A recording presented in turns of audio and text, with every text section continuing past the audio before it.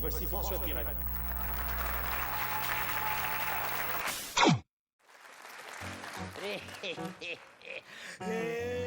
Gaïa, je sais bien.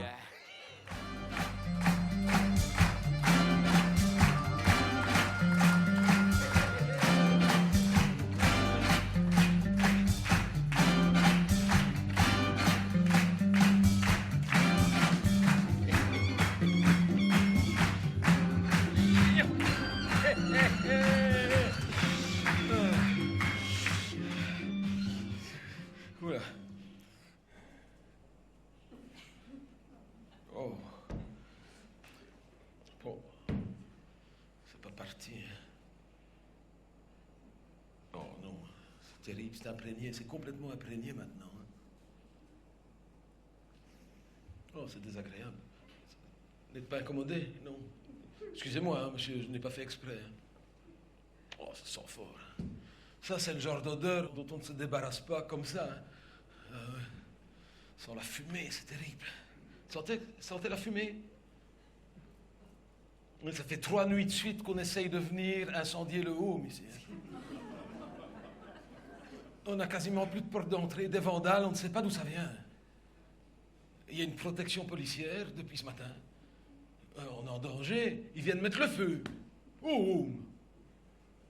Tout ça parce qu'on nous donne des cours d'Evras.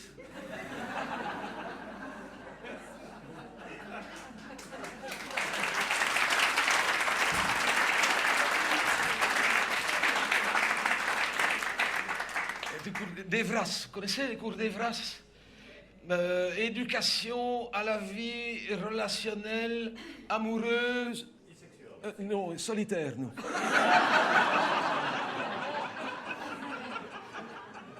Tu vas trop vite. Ah oui, nous, c'est solitaire. Notre vie amoureuse est solitaire.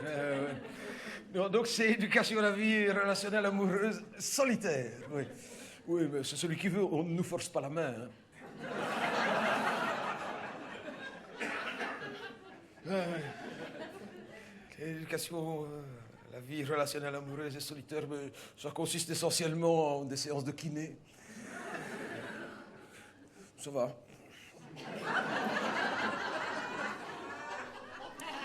Et initiation à l'informatique. Oui, pour aller sur Internet tout seul. Oui, parce qu'il y a des sites où on préfère ne pas demander à l'infirmière. C'est délicat. Parce que pour ça, je dois dire, il y a une infirmière ici au secrétariat, toujours un rendre service. Quand on doit aller sur Internet, nous, on ne sait pas tout ça, mais on doit y aller maintenant, hein, surtout pour la mutuelle. Donc, quand on va sur le site de la mutuelle, c'est l'infirmière qui nous le fait. Autrement, on ne va pas beaucoup sur Internet. Si, les femmes ici, plus sur Vinted. Elles vont sur... Vous connaissez Vinted? Hein? Non, Vinted. Non, Vinted. Non, pas Vinted, Vinted. V-I-N-D-E-A-D. Vinted. C'est un site de deuxième main de personnes décédées. C'est bête de jeter, hein. Parce qu'il y a des affaires souvent qui sont presque parfois toutes neuves, pas bougées. Vous savez, les gens qui... Ces gens-là, ils ne le savent plus. Après tout, si ça fait plaisir aux familles de revendre plutôt que de jeter. Mais moi, je connais une femme ici, elle va beaucoup sur Vinted. Ouais, elle achète tout là-dessus. Là, elle devait changer ses dents. Elle avait besoin de nouvelles dents. Elle s'est dit... C'est bête d'aller acheter des nouvelles, à mon âge, 89 ans. Donc, elle avait trouvé des dents qui lui plaisaient bien sur Vinted. Mais attention, il y a une garantie. Hein. Oui, on a un mois pour essayer. Oui, si ça ne va pas... On peut les... Oui, c'est une garantie du site de Vinted. Donc, vous achetez des dents, vous pouvez les essayer pendant un mois. Si ça ne va pas, vous pouvez les renvoyer. Elle n'a pas eu de chance parce que le bas, ça allait. Le haut, trop grand. Pourtant, c'était sa pointure. Elle avait... Oui, en dents, elle fait du 32. Oui. Il paraît que c'est une pointure assez courante, pourtant, une pointure mixte. Oui, du 32 en dents. Tu fais du combien en dents? Moi, je fais du 32 aussi. Beaucoup. Toi, peut-être du 37, mais il y a de la place. Mais, bah ouais. Mais moi, 32. Voilà. Oui, je vous dis, le bas, ça allait, pas le haut.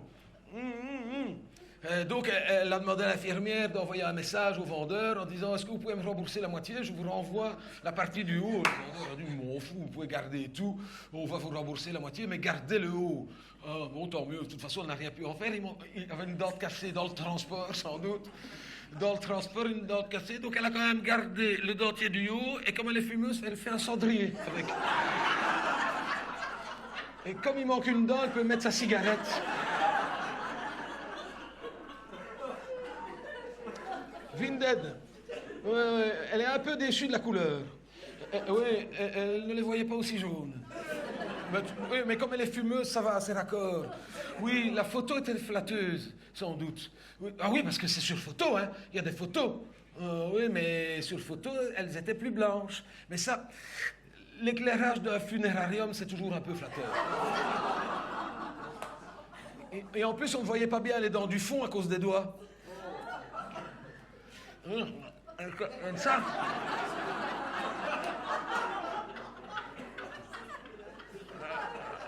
Il y a quelqu'un qui a dû écarter et vous faire la photo. Ah oui, elle n'a pas fait la photo. C'est pas un selfie, hein,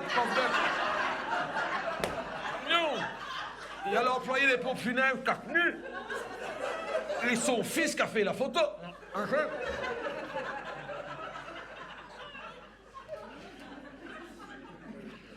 Vinded. Là, elle vient de s'acheter une aide auditive, aussi en deuxième main, sur Vinded. Une aide auditive parce que par là, impeccable, là, et c'est cher, hein, ces appareils-là. Oui, ou alors c'est des appareils de la mutuelle, tu te retrouves avec un écouteur comme ça. Ouais, hein, là ça marche, hein, parce que même si l'appareil n'est pas performant, de toute façon les gens voient l'appareil, donc ils parlent plus fort. Non, maintenant on fait des choses très discrètes. Oh oui, ça ne se voit pas. D'ailleurs, sur la photo de l'anneau sur Vinded, on ne voyait pas l'appareil, c'est pour vous dire. Discret, c'était discret. Pourtant, la photo de l'oreille en gros plan, on ne voyait pas l'appareil. Non, on voyait juste une photo d'une oreille et d'une main qui tenait des cheveux.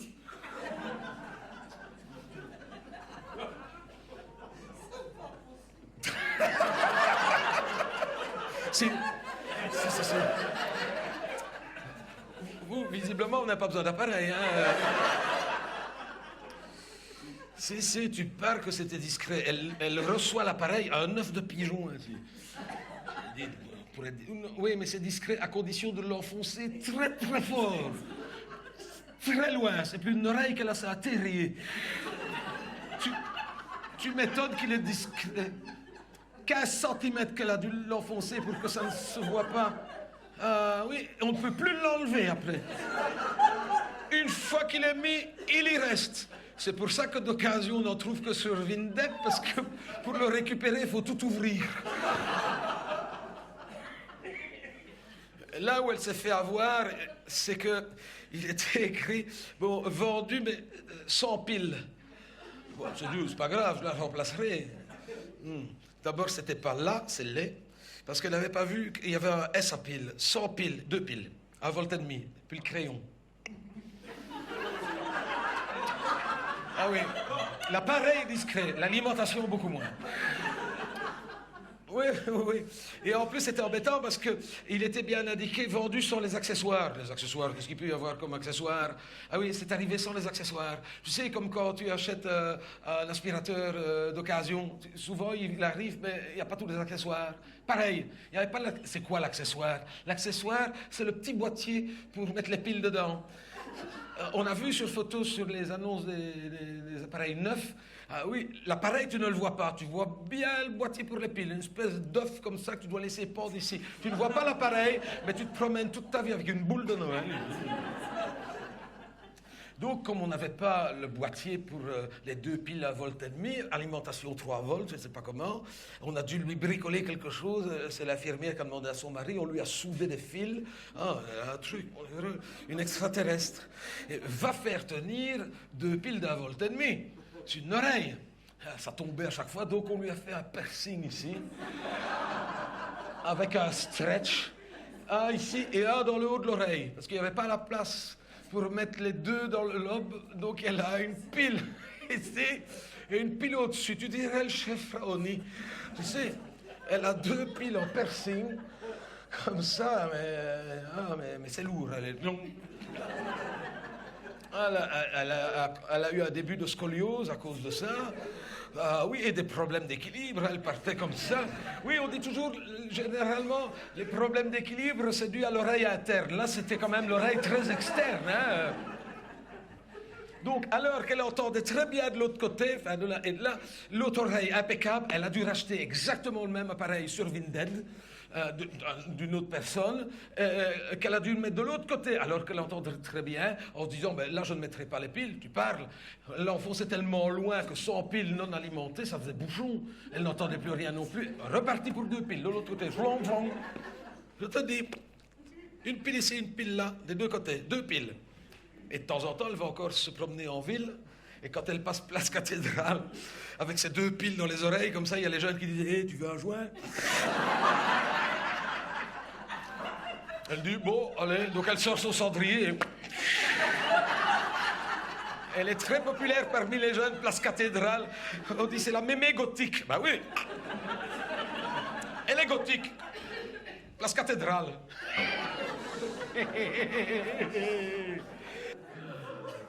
Pauvre Alexa, mais maintenant elle a de l'âge, 89, et elle commence à perdre un peu la tête, et c'est triste parce qu'elle s'en rend compte. Parce qu'il n'y a pas longtemps, on était au réfectoire, on mange souvent l'un en face de l'autre, et l'infirmière venait de nous servir, elle sort son téléphone, elle fait une photo de son assiette. Je dis, écoute, tu vas pas poster ça, c'est vraiment pas instagrammable, hein. C'est à peine si c'est comestible. Elle me dit, non, je fais une photo parce que je me rends compte depuis quelque temps, me dit-elle, que je perds la mémoire. Ah bon? Oui. Je m'en suis rendu compte bêtement. Impossible maintenant de me rappeler le lendemain ce que j'avais mangé la veille. Donc maintenant, j'ai décidé de prendre une photo de mon assiette. Comme ça, si je m'en souviens plus, je regarde. Le problème, c'est que le lendemain, elle ne se souvient même pas qu'elle fait une photo de son assiette. Donc elle ne regarde jamais, de toute façon. Parce qu'elle, elle pense que c'est récent qu'elle fait des photos de ses assiettes. Ça fait quasiment 2 ans que tous les jours, elle fait une photo de son assiette. Elle ne s'en souvient pas. Et un jour, elle veut faire une photo de son assiette. Hop, ça bug. Mémoire saturée. Oui, parce que ce qui est triste, c'est que, à mesure que la mémoire de son téléphone se remplit, la sienne se vide. Une espèce de vase communicant. Donc, paniqué. Mais comment se fait-il que déjà plus de mémoire dans mon téléphone? Elle pense que c'est la première photo qu'elle a prise de son assiette. Ça fait 2 ans que ça dure. Elle a 700 photos d'assiettes. 700 photos, dont 693 en trop. Parce qu'avec 7 photos, ça suffisait. C'est le même menu toutes les semaines. Et je dis, non, je vais en effacer 693. Oh non, hein! Je veux garder mes photos de mes assiettes. Je dis, oui, mais c'est saturé, hein. Ah, je dis, à moins que tu ne décharges dans un ordinateur. Je n'ai pas d'ordinateur. Ou dans le cloud. Je lui dis, comment? Oui, dans le cloud. Tu peux les sauvegarder dans le cloud. Mais il faut que tu les sauvegardes dans le cloud. Qu'est-ce que je n'avais pas dit là? Pauvre garçon, il a eu mal, hein. J'ai complètement oublié Claude, c'est son voisin de chambre. Mais comme elle est très timide, elle n'a pas osé lui demander, elle a attendu qu'il soit endormi. Et comme il dort assez profondément, et c'est un homme âgé, elle lui a baissé sa culotte de pyjama pour l'aller sauvegarder ses 700 assiettes. Je peux te dire qu'il a été douloureux, l'airdrop. Ah, il a regretté de ne pas avoir le Bluetooth, ça, le gamin. Ah, ouais. Il s'est pris 700 assiettes d'un coup. Fameux lave-vaisselle, hein. Ah ouais, je peux vous dire qu'il était content que le dernier iPhone ait des coins beaucoup plus arrondis. Hein. Mais elle est quand même sous le coup d'une enquête pour agression sexuelle à cause de ça. Hein.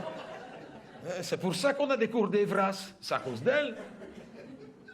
Alors que ça partait d'une bonne intention, elle voulait sauvegarder ses assiettes. Donc maintenant, elle est assignée à résidence, elle ne peut plus sortir de sa chambre, tant que l'enquête n'est pas clôturée. C'est triste. Donc nous, pour qu'elle ne soit pas toute seule, de temps en temps, on va avec elle, on fait des soirées pyjama.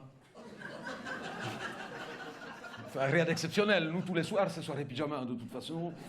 Et alors, elle a une TV dans sa chambre, donc plutôt que de regarder la télévision au salon, on va regarder avec quelques camarades fidèles, on va regarder la TV dans sa chambre.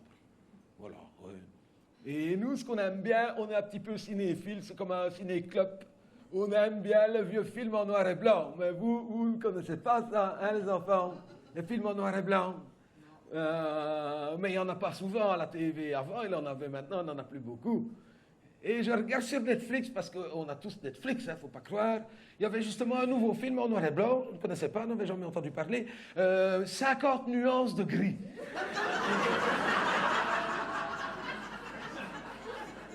C'est quand même très haut en couleur, hein, pour un film en noir et blanc.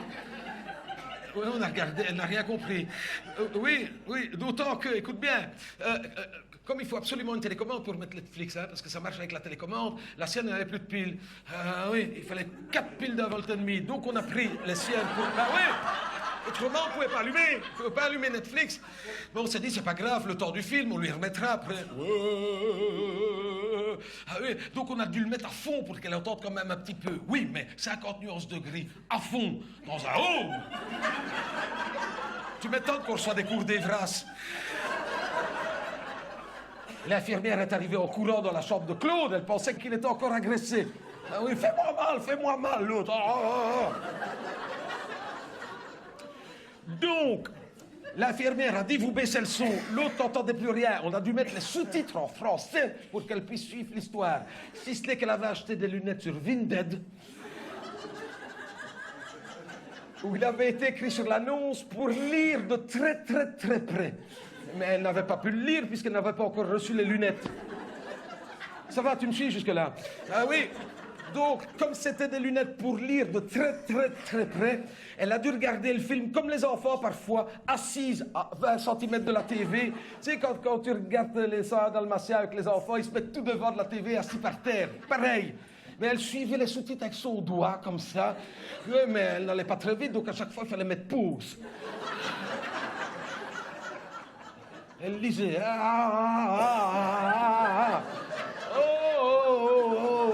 Oui. Vas-y, stop, play. Stop. Fais-moi mal. Play, stop. Oh oui. 4 heures ça a duré pour arriver au bout du film. Elle a 89 ans, elle est restée 4 heures assise en tailleur par terre. Il y a mon camarade qui me dit, elle n'arrivera jamais à se relever. Je dis, si tu vas voir au générique, oui effectivement, le générique a commencé. Oui.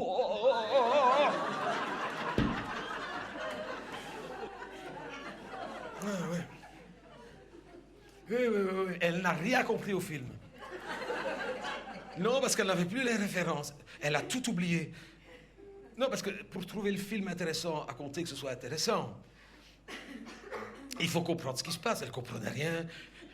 Comme un enfant, un enfant, tu ne regardes pas 50 nuances de gris avec un enfant, mais parfois ça arrive, et ça c'est embêtant, ils ne le mettent pas dans les programmes sur Ciné Télé Revue. C'est un film normal, soi-disant familial, et tu ne sais pas pourquoi, au plein milieu du film, alors que ça ne sert à rien, c'est une scène, ils sont tous nus dans un lit, et toi tu regardes ça avec tes enfants, t'es embêté, hein. Ça arrive, hein. C'est elle, pareil, parce que tu sais, il y a le gamin qui fait « Oh, papa, qu'est-ce qu'il fait, le monsieur à la dame ?»« Rien. Rien, il la chatouille. Il la chatouille, mais si, regarde, il fait exactement comme le chien de mamie sur la jambe de papy. Mais non. Elle, pareil, un enfant. Oh, qu'est-ce qu'il fait? Je sais pas ce qu'il fait. Oh, il va lui faire mal. Non, il lui fait du bien. T'es sûr? Ouais. Comprenez rien, comprenez plus rien. Elle n'avait plus les références. C'est triste, hein? Moi, je trouve que les films interdits aux moins de 18 ans devraient l'être aussi aux plus de 80 ans. Et ça, c'est encore rien, parce qu'à Pâques, On a regardé un film de Pâques. Tu sais, à la RTB, souvent le dimanche de Pâques, il passe un film de Pâques à la RTB. Ouais. Et là, c'était la passion du Christ. La passion. Tu connais la passion? C'est l'histoire de Jésus, hein, du début à la fin. Elle, ça ne lui disait plus rien. Elle a complètement oublié. Là. Écoute, elle a regardé la vie de Jésus avec nous, qui retrace tout, hein, du début à la fin. Pour elle, c'était un thriller. Et qu'est-ce qui va se passer? Tu vas regarder, tu vas voir. Oh, elle était dedans. Pour elle, c'était un Agatha Christie. Je te dis, un suspense terrible pour elle. La passion de Jésus. Tu te rends compte? L'histoire de Jésus, pour elle, film à suspense. Comment ça va se terminer, hein? Il y a un moment, Jésus, vers les 2 tiers du film, qui se lève et qui dit à ses camarades, dire que parmi vous, il y en a un qui va me trahir. Elle fait, oh non, bah si. Bah, oh, ils ont l'air si gentils, ouais, tu vas voir. Quoi, tu vas voir? Ben, tu vas voir, parce que il y a... Oh, tu ne le dis pas, ne spolie pas, qu'elle me dit. Ne spolie pas.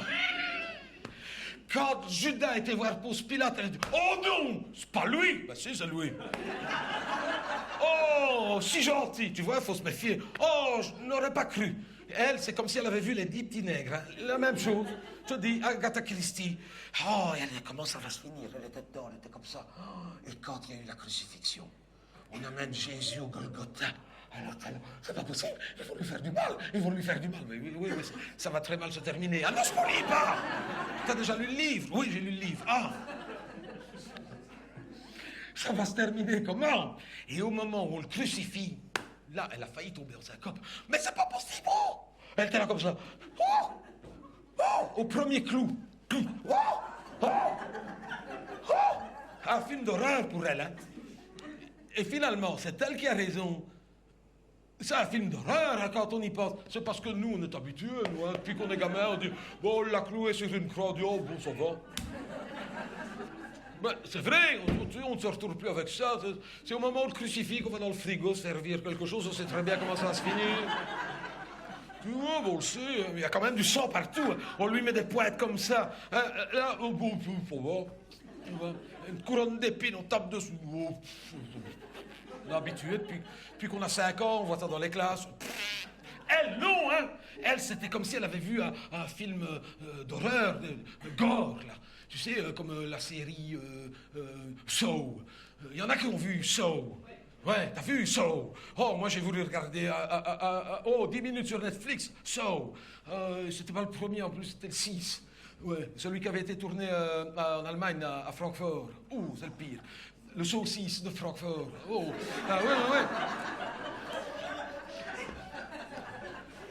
T'es vraiment naïf, hein, toi, hein? Mais c'est vrai que c'est un peu ça, c'est un film de torture, finalement, de regarder la passion du Christ. Ah oui, à un moment, on le monte sur la croix comme ça. Elle était dedans. Qu'est-ce qui va se passer? Je dis, regarde, tu vas voir. Il va pas mourir, quand même. Il appelle son papa. Son papa, il va venir. Ouais, c'est ça, son papa va venir. Ouais, comme s'il avait que ça à faire. Et à un moment, le Christ... Elle... Oh, il est mort! Évidemment qu'il est mort. Écoute, on n'arrivait plus à la calmer. Hein. Elle pleurait comme une madeleine. Pas compliqué. Oh, c'est triste. Il est mort, c'est triste. Qui c'est qui est mort? Mais le jeune, il est mort. L'infirmière qui revient, qu'est-ce qui se passe? Non, le jeune est mort. Donc elle est triste. Ah, vous regardez Titanic? Non, Jésus. Oh, que ça finit mal. Mais attends, c'est pas fini. Comment c'est pas fini? Mais il est mort. Non, c'est pas fini. Mais il est mort, qu'elle me dit. Donc c'est fini. Pas fini. Tu vas voir, il y a un twist. Un twist qu'elle dit, ouais, regarde, il reste 10 minutes de film, tu vas pas être déçu. Quand il a ressuscité et qu'il est sorti du tombeau, là, c'est quand même tiré par les cheveux. C'est un bon film, mais la fin, c'est quand même un peu tiré par les cheveux. Elle a raison, c'est vrai que c'est un peu tiré par les cheveux. Mais elle est fan du film, maintenant. C'est son film préféré. Elle a eu du mal à le regarder, mais elle a adoré le personnage. D'ailleurs, elle collectionne tout du film, maintenant. Oui. Tu sais, comme les enfants qui collectionnent les objets d'Harry Potter, tu vois, qui collectionnent les baguettes magiques. Tu as collectionné les baguettes magiques, toi, Harry Potter, elle, la même chose, mais des crucifix. Tu sais, elle a des croix partout. Attends, quand tu réfléchis, Jésus, Harry Potter, un petit peu le même parcours. Hein. Un gamin qui n'a pas connu ses parents, qui fait des tours de magie, et qui finalement termine avec une cicatrice sur le front, comme l'autre. Hein. Elle collectionne tout du film. Ah ouais. Elle va à l'église, elle pense que c'est un fan club. Elle échange des images. Celle-là, tu l'as, non, je ne l'ai pas. Hop, tiens. Ah, elle est dedans à fond. Hein. Ouais, elle a tous les apôtres en Playmobil qu'elle a acheté un par un sur Vinted. Ouais, elle a une barbissade vierge, ainsi. Elle collectionne tout. Et pour son anniversaire, elle nous a demandé un calvaire, un Golgotha en Lego. Ouais. Elle avait vu ça dans un catalogue, le Golgotha en Lego. Donc on a été chez Bros.